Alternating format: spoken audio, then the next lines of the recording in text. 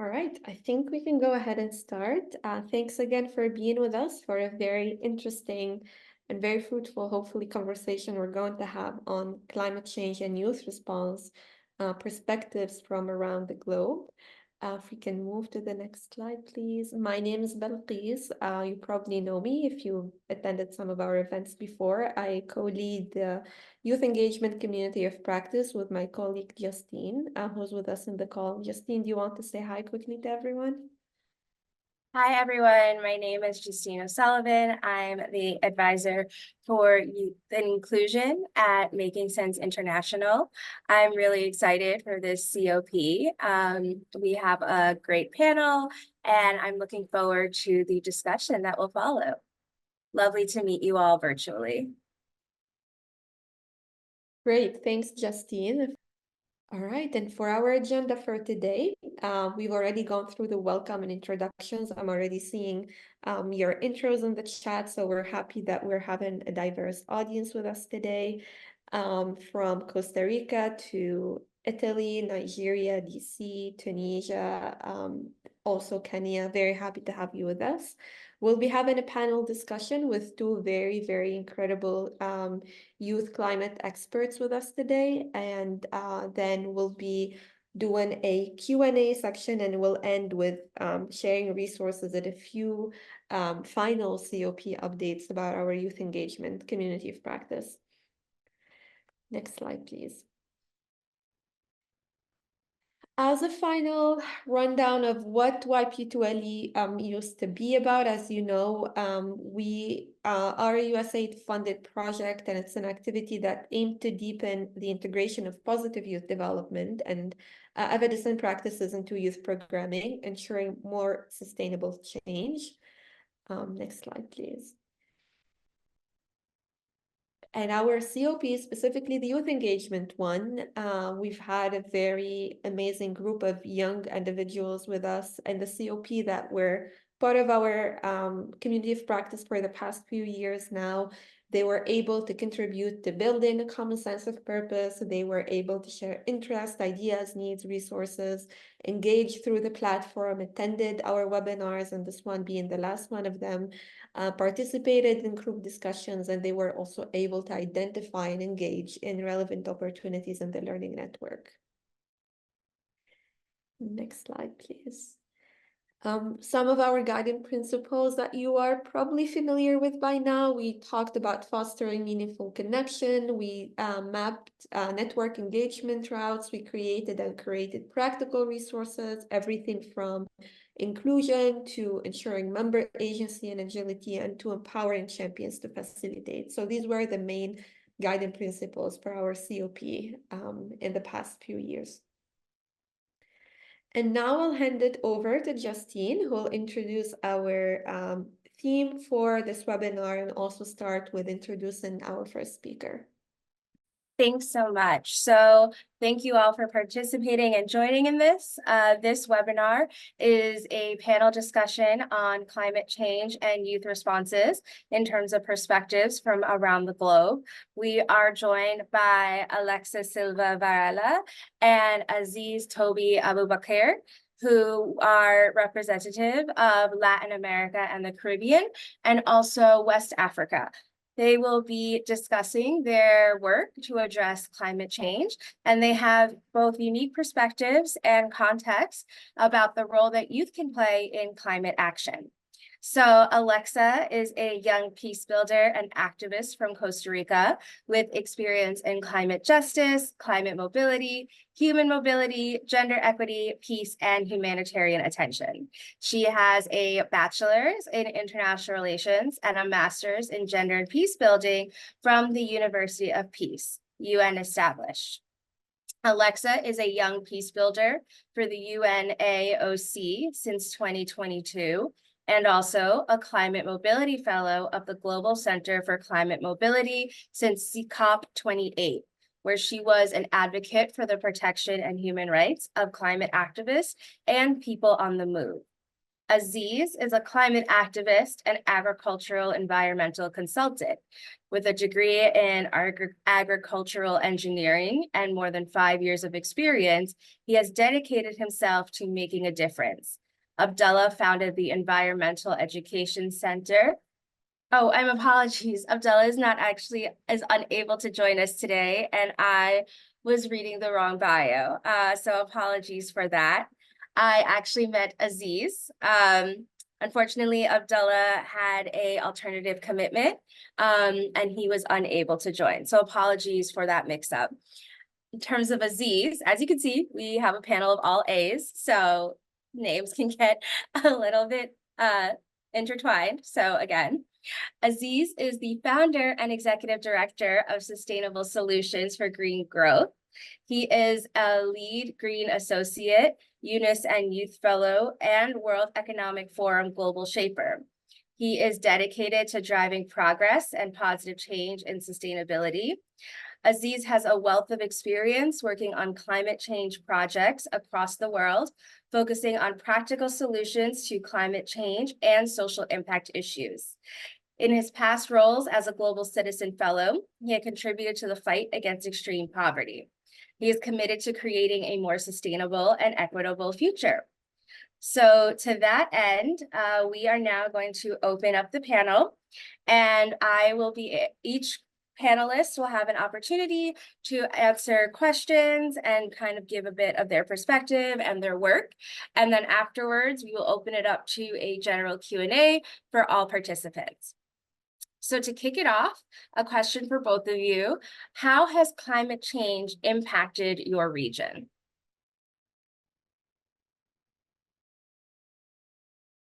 Maybe Alexa, would you like to start? Yes, sure. Thank you so much for this opportunity.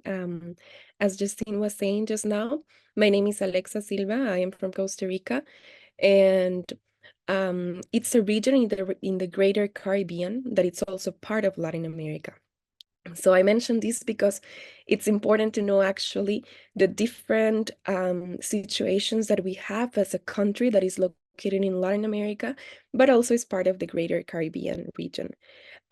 These can go from political situations to also many other environmental issues. And this is something that has affected my region because we are mostly, first of all, Costa Rica is a very small country of less than 5 million people population. But also we are surrounded by water, basically the whole country. Just very two small parts, both in the north and both in the south, are having borders with land, which is Nicaragua and Panama, but the rest is mostly water. In fact, Costa Rica, the majority of the country is water, of the territory, it's water. And we have both the Caribbean or the Atlantic Ocean and the Pacific Ocean surrounding us, basically. We have a lot of volcanoes as well. So I think that considering all these factors, it's important to understand how has climate change impacted our region, including as well the fact that we in Costa Rica depend on 99.9% on renewable energies. So we depend on basically just rains in Costa Rica, and we depend as well on wind, because this is the way that we produce electricity. So this is an important factor because with climate change, of course, we have had less rains, as an example. We used to have in Costa Rica, or we have still a tropical weather, but we used to have 6 months of rains and 6 other months of dry season, which were with less rains or no rain at all. But now at the moment, this has affected, for example, with the production of electricity.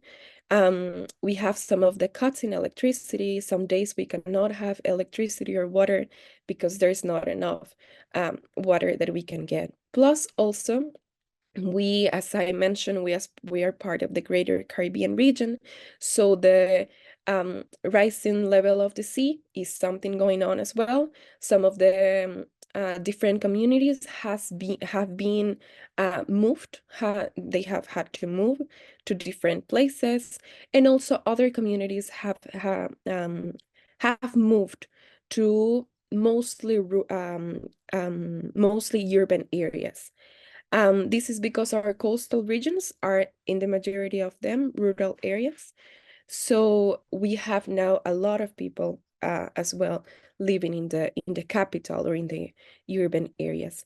So this has affected as well the territory, the distribution of the population, and as well has, in my communities, affected, for example, indigenous communities. I live in one place that is very rural community. It's a mountain, and we have many people from indigenous communities, and these people often live in places which are at a more vulnerable level in terms of environmental issues. So in this case, they have been affected and not in many cases protected or supported by the government and by other organizations, and they have had to move. And this is why also somehow of the things that I do is related to climate mobility, because it's extremely near the things that I see. It's something that we can always see, and it's been impacting in different ways. Sometimes it's not that visible because sometimes can happen in slow kind of ways in which one person one day moves another person and they don't know how to adapt the agriculture anymore. They don't know how to get water anymore. They have to move little by little, but also sometimes it happens to different environmental issues, as for example hurricanes or all these kind of things that are more visible. And recognizing all these type of events, it's very important to understand about climate change and how it has impacted my region. Thank you. Aziz, over to you. All right, thank you, Alexa, for sharing that with us. And to be honest with you, there's so much similarity when it comes to how the climate crisis have affected your country, Costa Rica, and in comparison to a lot of other West African countries as well. Most of the West African countries are currently bordering the Atlantic Ocean. So there is the effects of sea level rise affecting coastal region and coastal sites. So we've also seen that over the years, in terms of precipitation patterns, rainfall has been very unpredictable. Sometimes it rains, and when it should rain, sometimes it doesn't rain. So the farmers are seriously, being affected, especially smallholders farmers. And a lot of farmers in the rural region, they are not able to get the yield that they would normally get from cropping annually. So harvest has reduced, and in turn, it has reduced their income as well. So this is not just affecting this part of the world, vastly, but also, economically as well. So Nigeria in particular is divided into two hemispheres. There's the northern hemisphere, and then there is also the southern hemisphere. The northern hemisphere has a bit of more semi-arid, arid land. So the land is more desert-like, and over the years, this has been due to climate change and how droughts and desertification has affected this part of the country. So we have farmers in those regions, really lacking the rainfall they need to crop and grow their farm products. And in the southern region, one of the most prominent issues is, floods. There has been a lot of floods happening in the southern region when it's the rainy season, because we have two major seasons. We have the rainy season and we have the Harmattan season, which is also known as the dry season. So during the rainy season, the rainfall is so excessive that it floods a lot of communities, smaller communities suffer the most from the impacts of the flooding events that happen. It's affected people in so many ways, affected their livelihoods, affected their growth, affected the education, affected different industries and sectors as well. Even when it comes to the health sector, there was a time that there was a massive flooding that flooded a lot of hospitals, and it was quite disastrous in that sense. And climate change, despite contributing the least to AIDS in this part of the world, we suffer the most from it. And climate change affects us differently. And I think part of the reasons why is because we're still developing as a country, we're still developing as a region. We're still trying to achieve socioeconomic, success in that sense. And with climate change in play, with so many other things in play, like other underlying issues like hunger, poverty, it can be very, it can be a matter of survival for many people in this part of the world. So really, I see when you're talking about, Alexa, when you're talking about how, it's affecting, communities, and how, flooding and the sea level rise and all of that is affecting. I could relate to that so much because of what we currently see here as well. Yeah, thank you. Thank you both so much for walking us through really these challenges and the impacts. It's very unfortunate to always hear about, all the negativity that comes from climate change, but maybe we can move to talk more about how young people in your region has responded to this impact, how, what kind of solutions did they come up with? Because we all know how innovative young people can be. And maybe this time we can start with you, Aziz. There is a bit of, you can please mute yourself. Great. Let's stay muted until we are at the Q&A part of the presentation. But yeah, my question was about the response of young people in your region to these impacts. And I was saying, Aziz, if you'd like to start this time. Yeah, of course, I'd like to start.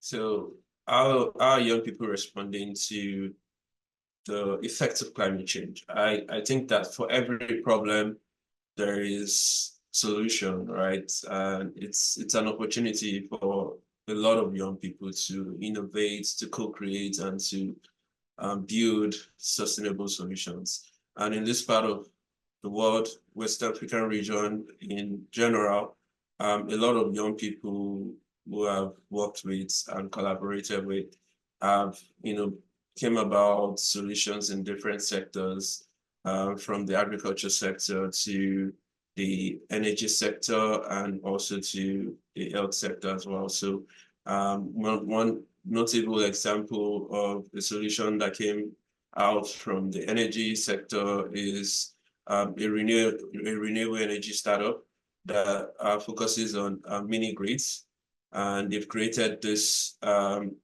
solar home system as an approach to really get smaller homes to adopt renewable energy. And they've created this pay-as-you-go system that allows them to easily access, solar panels and the solar setup to help them leverage on the power of sunlight that we do have in abundance in this part of the world, and to be able to use that to generate electricity for their home instead of using the grid electricity source. So there is that example. Another example is when it comes to the policy advocacy aspects of things, is that we've seen different CSOs, different youth groups come together and advocate to the governments of the country, to national governments, and also to key multilateral organizations in the region as well, like the ECOWAS and the African Union. And it has been fruitful because now these leaders have been able to, come up with different summits. Like sometime last year, we had the Africa Climate Summit that was held in Kenya. We started having more summits and forums that focus on addressing climate change, addressing some of the key issues in the continent, and more specifically in the region. And we've seen youths also play a role when it comes to gathering together and innovate solutions that are specifically social entrepreneurship driven. So myself, I do that in my own capacity as the co-founder of Nextview Africa Limited, which is actually, it focuses on mental health, but also, looks at things like eco-anxiety, environmental, climate anxiety, and how we could build resilience against that. Because one of the research we conducted was that we found out that a lot of young people are worried about their future because of the climate crisis, and in turn this has led to more young people becoming anxious, and it has even led to some becoming depressed from that as well. So we created this platform called My Best Self app, which is like a community of young people coming together and providing a supportive space for them to thrive and grow together. So there's that as well. There are so many notable examples of young people creating other kinds of social enterprises, whether in the renewable energy sector or in the agriculture sector. There have been solutions like solar storage systems where the output from the farms, like tomatoes that are very perishable, that get spoiled in a few days due to transportation issues and logistics and all of that.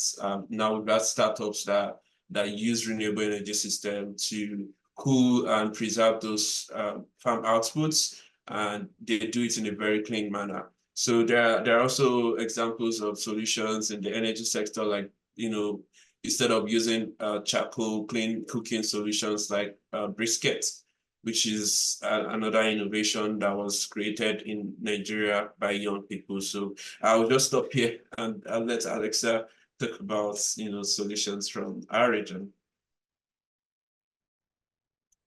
Thank you so much. That was actually very insightful, because I also agree with you, and I have experienced similar things in my region. I definitely think that the way that climate change has impacted has not only caused some negative issues, which is clear, and we all know about that, we all hear about that, it's everywhere in the news, but also it's an opportunity to improve in many things and to give the chance to the youth to actually respond in several ways and to be involved in this type of conversations, activism, and many other opportunities to actually make an impact. And in this case, I would like to start first with some of the examples of negative impacts that has had, and how have people responded to that. Well, climate change is something that is causing us, as Aziz was mentioning, is causing a lot of stress, depression, anxiety, as well in my region. Around 1 year ago, I think that I was in part in one workshop in Costa Rica, but it was also a workshop for Costa Ricans and for other peoples of Latin America and the Caribbean. And in this case, we were asking several questions to youth. This was totally directed to youth, and we were asking several questions. And one of the questions we ask is for the kids, especially around 12 years old, 15 years old, what would they like to do when they grow up? A simple question that might not take a lot of time or a lot of complicated factors to think about. And most of them were replying and were telling that actually they are not sure, because they are not sure about their future as well. They are not sure what will be the things that they would need to do in order to survive, first of all, or in other cases to provide support and humanitarian assistance to their own communities. They don't know that if they would actually have a job as any kind of um, profession and everything, because they don't know if actually they should only study or they should only dedicate their lives to the impacts of climate changes. So I think that actually that is very valuable. And when I listen about that, it was something that actually changed my perspective from many things, because if we compare youth from now in the case of our region, or in the case of that meeting by itself, and we compare the youth of 40 or 50 years ago, I don't think that there would have been answers like that if the same question would have been asked. So many of our decisions in the present are being taken considering our futures and the possibility to impact in a certain way our futures. So I think that all this is causing much more beyond the things that we see. And that's the situation and the problem with climate change and the effects and how people have responded. People might be responding in many ways in which we actually don't know yet, and we can actually not perceive fully. And when we do interviews and when we go and collect data, we don't ask about many other things that are behind, that are always in our minds and that are always in our heads, and somehow it's affecting and it's modifying our way of living.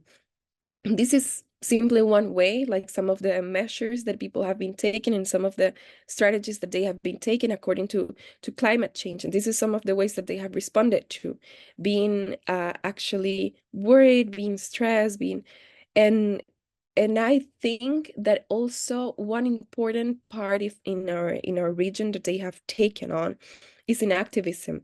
There are many, which is actually the positive part of the movement, of the situation. But is it activism because they want to, or is it activism because they need to, because they have no other option? So I think that also something important to consider is about that. Is this activism because I want to be engaged in all these type of activities, or does this mean literally the survival of my community, of my people? And I think that actually that's something important. Some days ago, we were discussing as a group with some other kids if they liked activism or not. And they were telling that they like activism, but they would prefer to be playing with their friends in school.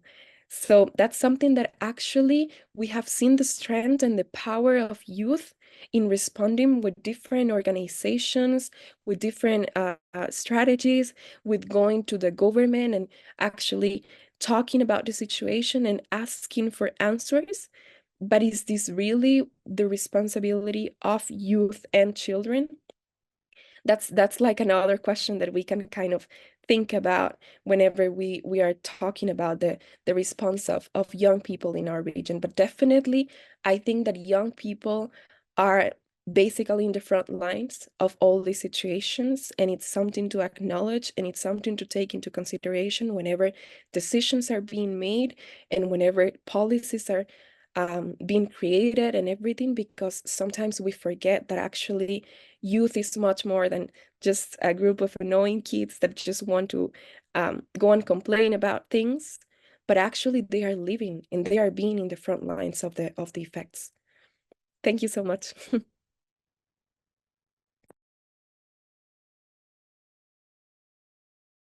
Great. Thank you both for this really insightful information that you shared with us. And always, like Alexa said, there's still a positive way to look at this in how young people have responded, and also is, showcases how young people are capable of finding solutions, even if sometimes they have to, because it's literally a question of life and death.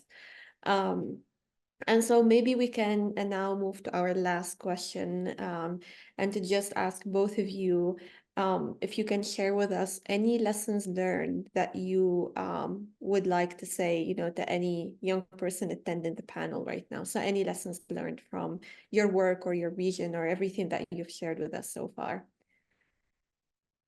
Maybe Alexa, would you like to go? Yeah, sure. Thank you so much for that question. Actually, I feel that with these topics, I'm still learning.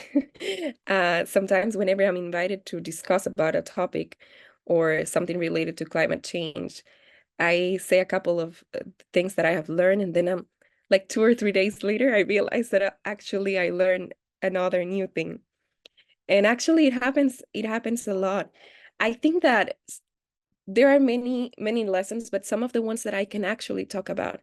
I think, first of all, I have learned about the strength and resilience of youth. And we are definitely trying to impact in several positive ways, and we really care about the situation. Even though we might not have opportunities of getting some financing opportunities, or we might not be listened in some of the cases, or we might be invited to some of the meetings and decision-making meetings and just to take a picture with us. So that way they just have the youth participation with that. I think that we are very committed.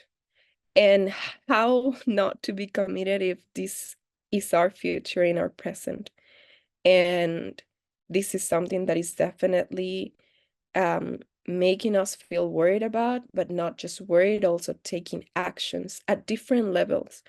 And with different levels, I mean going and telling to the authorities whatever is happening, talking to different governmental people who are in high positions that can actually make a difference, in actually getting informed in the countries in which we can still vote and we have democracies, getting informed and taking decisions and choosing our presidents or whoever is in power, actually considering these type of things, participating in events such as COPs or other different events.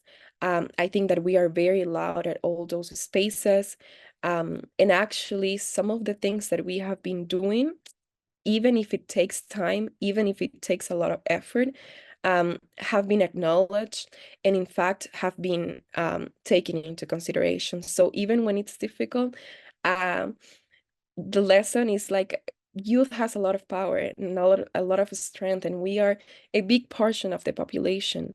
So I think that we are doing, even if sometimes feels small changes, we are doing changes. Another lesson that I have discovered, and maybe I don't know if it's the same in the case of your perspective, Aziz, but in my perspective, whenever I have gathered with youth from Latin America and the Caribbean, I have gotten to realize that actually we in our countries share more similarities than actually differences in terms of the impacts of climate changes, but not only impacts, also the things that we as youth can do and can work as a collaborative approach. So I think that those are like the main two lessons. And I would actually, because of those lessons, I would actually advocate for keeping up and working and actually making the difference and trying hard. And even if sometimes we feel that it's a bit difficult, I think that something is going on and something is happening. And we are being more and more considered every time. So yeah, thank you. I give you the floor, Aziz. Yeah, thank you, Alexa, for sharing these key lessons, actually. I think the last one on when young people gather together as a collective, we're a powerful force. That's one very key lesson I'd like to also reemphasize in this region as well.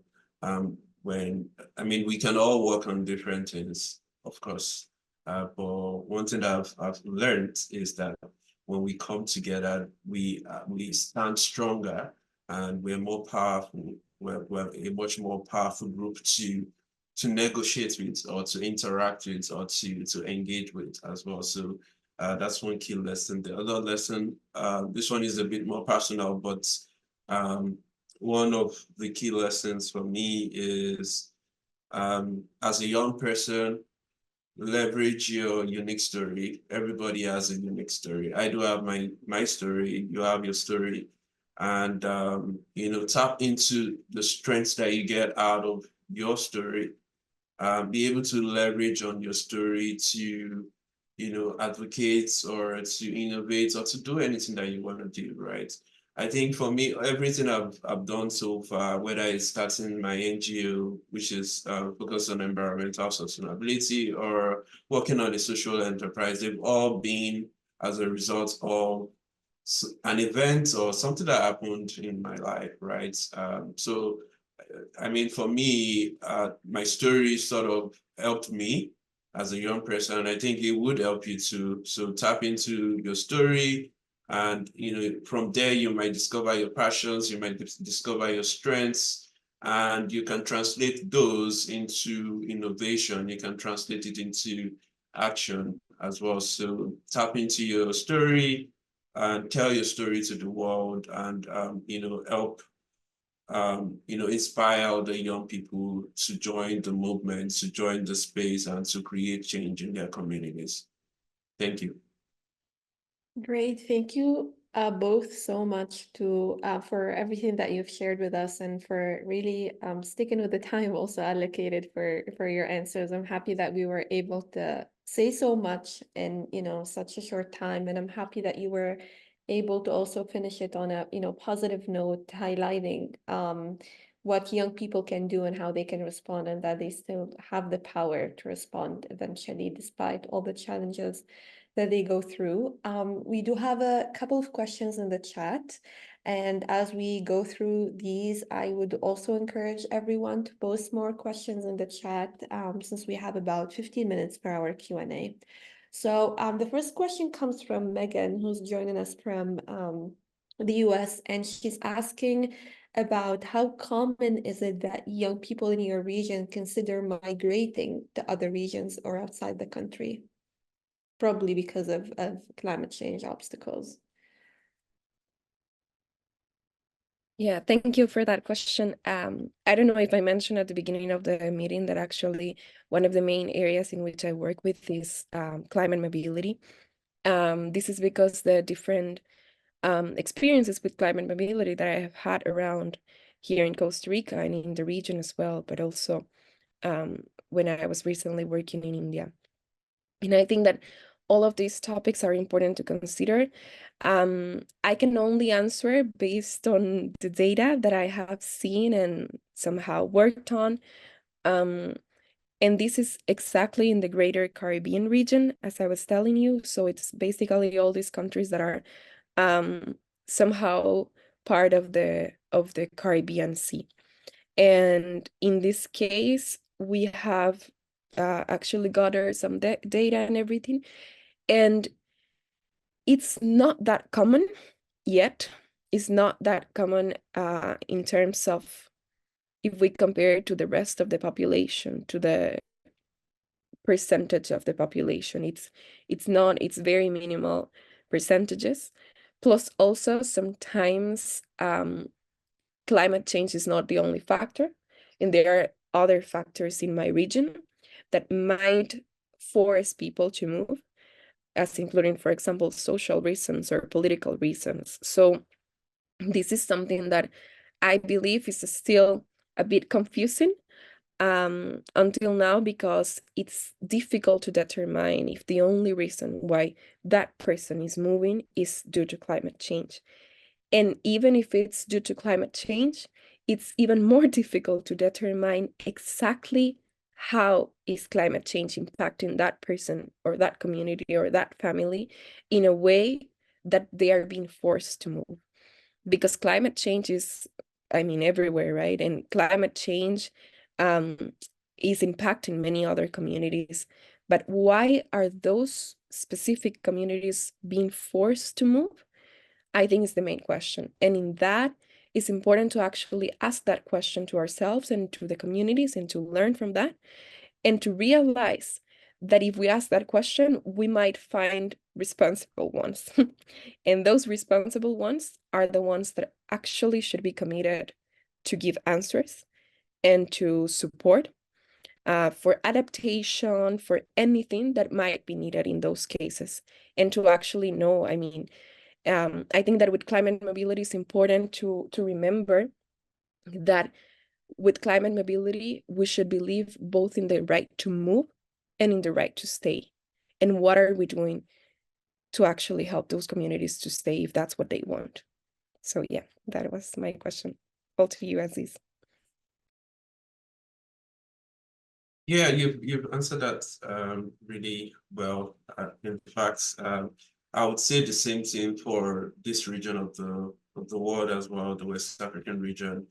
I think that majority of young people who are migrating not for a specific reason, but different reasons. It's maybe political, it's maybe, you know, due to some social issues in the community.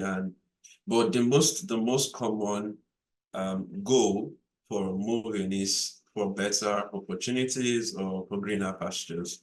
And I think that it has a lot to do with, you know, what they want to have or what they want to achieve in the future. So some of them have certain dreams, some of them have certain goals, and you know, most of the time, these are the things that are driving them to either migrate to a different part of the world to be able to achieve those goals in a more realistic manner. And we can't really say specifically that this person is moving only because of climate change. From speaking to the young people that are in my region, like I can't conclude that they are just moving specifically due to the impacts of climate change. But usually it used to be for different reasons. It could be for better education elsewhere. It could be as a result of an event that happened that maybe they felt if they were elsewhere, they could have, you know, prevented it. So, or if they had a better policy system, you know, if they were in an environment with a better policy system, or if they're in an environment with a better infrastructure, maybe that event couldn't have affected them the way it affected them. So most of the time, some people move due to insecurity reasons as well, and some political instability and all of that. So yeah, I would agree with what's you know, Alexa said. It's very similar to this part of the world as well. Thank you both. That was very insightful. And that will take us to our next question. Yash asked, why is the biodiversity of the Global South usually never valued or ignored, especially by Global North countries? I can start with that. That's a great question. I ask myself the same. um, I think it's valued, or not valued, but actually is being utilized. If we actually check on our phones, on our laptops, on many other technological devices, they cannot be produced without Africa, or they cannot be produced without actually South America, for example. And it's been used like that, and it's been, let's say, valued only in that way, but not whenever we talk about preservation, whenever we talk about conservation of the environment, of all of this biodiversity that we have. I think that this is strictly based on my perspective as a person from Global South. And as a person with, I mean, being born here, being growth here, and learning about colonization, I think that this comes strictly related to the colonization ideas. And this can come strictly related with the fact that some things that are coming from the Global North, as they call themselves, is more valued than the things that are coming from the Global South. And why do I think that it's about colonization and all these factors that are involved? I think about this because this is not the only thing that is not being valued and has not been valued before.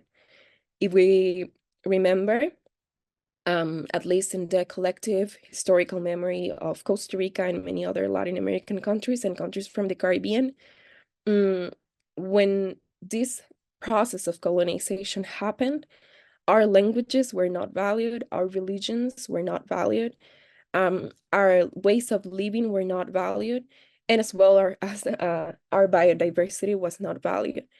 But this is coming from their perspective as well. So that's why until now we can see that, well, I speak Spanish and we basically almost Costa Rica has the whole Costa Rica almost has lost their own native languages, their own culture and everything. It's been somehow similar to the countries of the global north. So I think that many of these things are coming from all these perspectives, and we are somehow adopting them either because we are being forced to, because that's what the business is demanding, because that's what our jobs are demanding, the ways of living.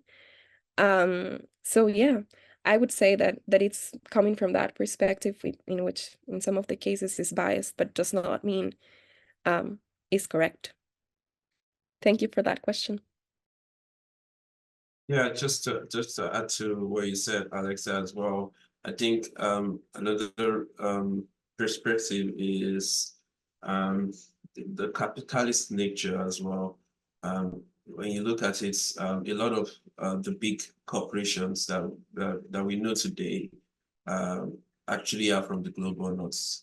And when they come to Africa or they come to South America, they're either coming to come and explore and exploit some natural resources that they need to produce their products and then sell those products back to us in higher value.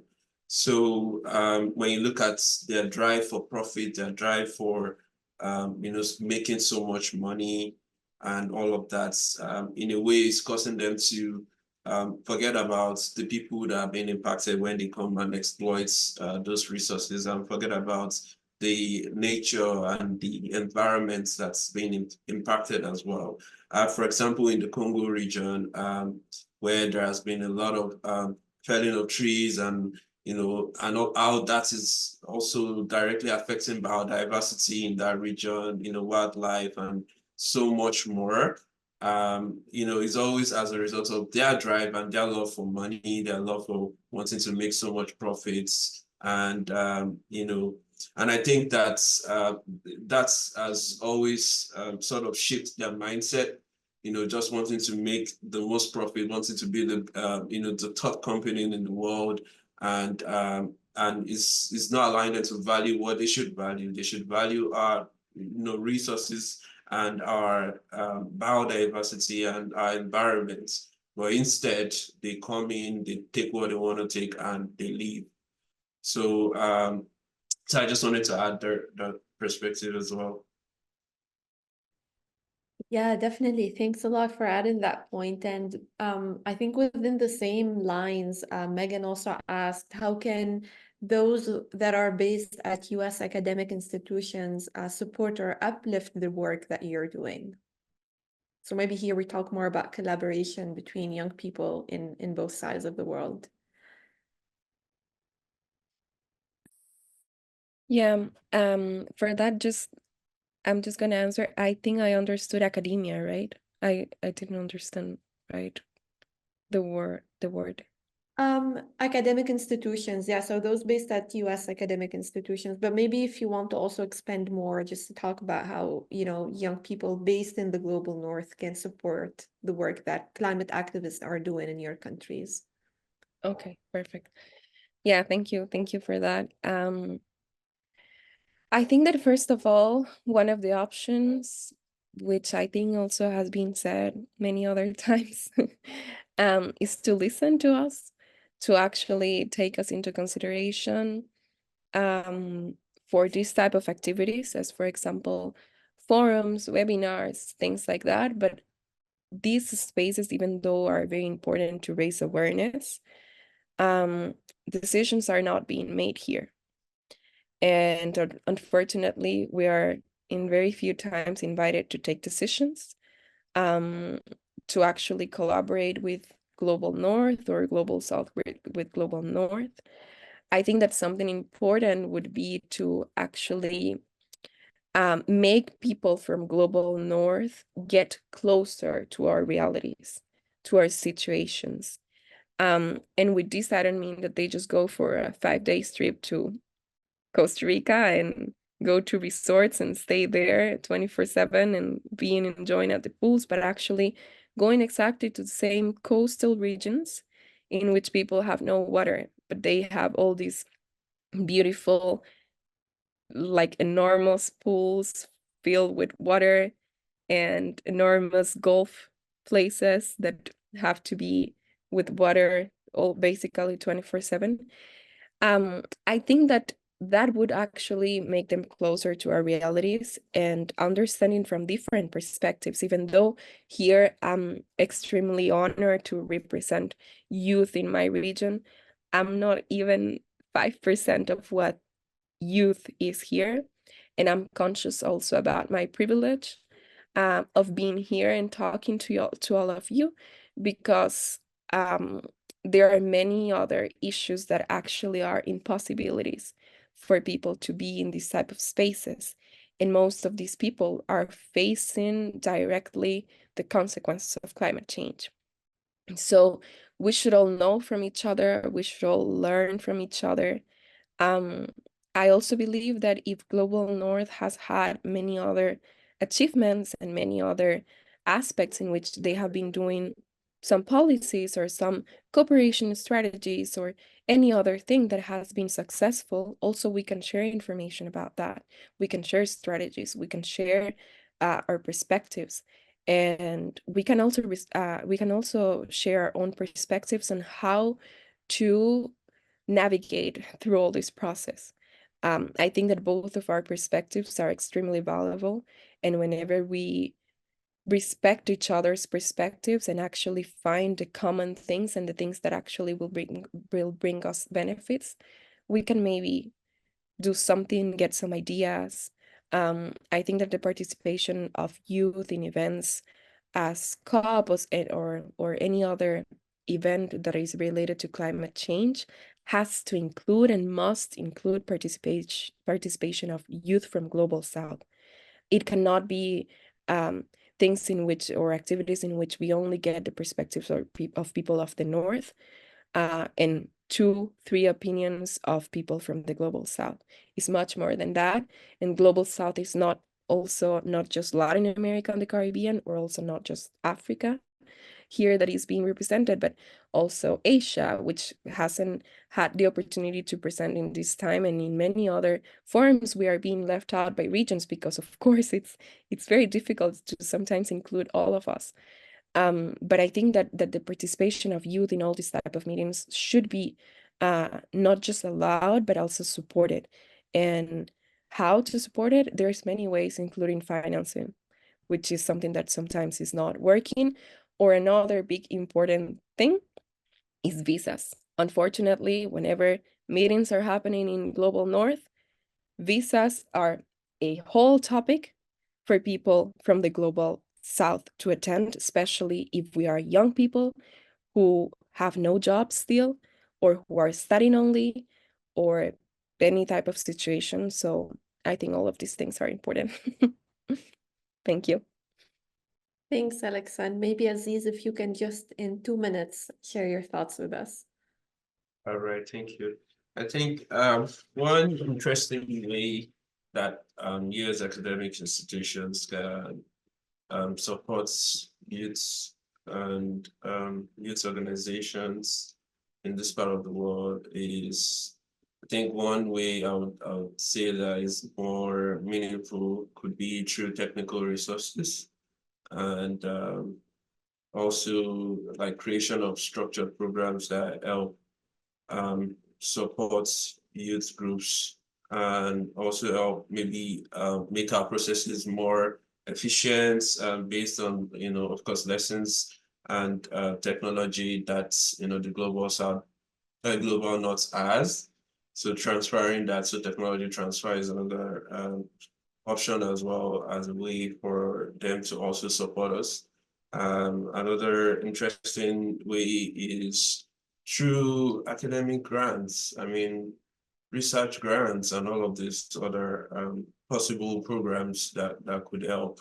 I know of some already that exist, but sometimes it can be really competitive to access some of those academic grants. So making it more accessible making it less discriminatory, and also ensuring, just generally ensuring that it is more balanced, so it includes both male, female, and youths of all ages, and of course ensuring that more of those are made available. I know sometimes due to budgets and due to this and that, it's not always easy to have so many sports, but the more the sports, the better, of course. And then another thing I'd like to say is the tokenism, youth tokenism. I've seen that happen in different spaces where, because I'm a youth, I'm being perceived as, someone who is less expert or maybe less experienced in one thing, and I shouldn't be engaged because of that.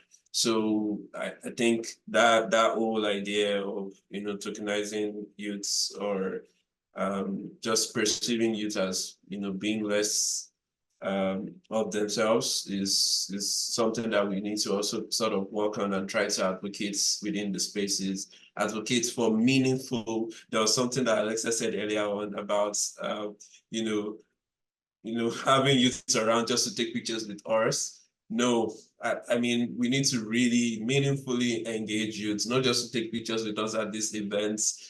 Because about the past 2 weeks, I actually engaged in the Harvard Climate Action Week. And I mean, as a young person attending that, it was somehow, but I mean, we need to make sure that the spaces are more inclusive in the sense that youths are meaningfully engaged and that we're actually included and not just, brought in to participate in the events. Thank you.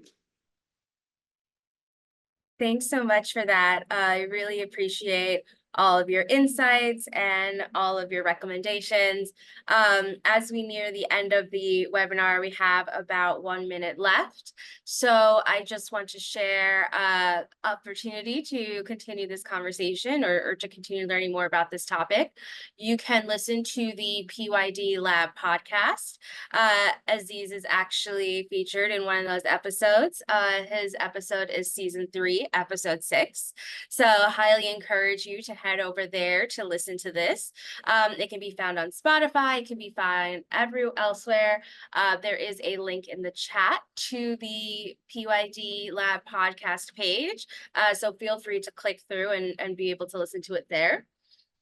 In terms of next steps for the Youth Engagement COP, so we are currently in Youth Power 2 Learning Evaluations final year, which means that the Youth Engagement COP will also come to an end this summer. So while this will include closing the online discussions, we will be sharing alternative learning spaces and communities where you will be able to continue engaging with other experts through different platforms.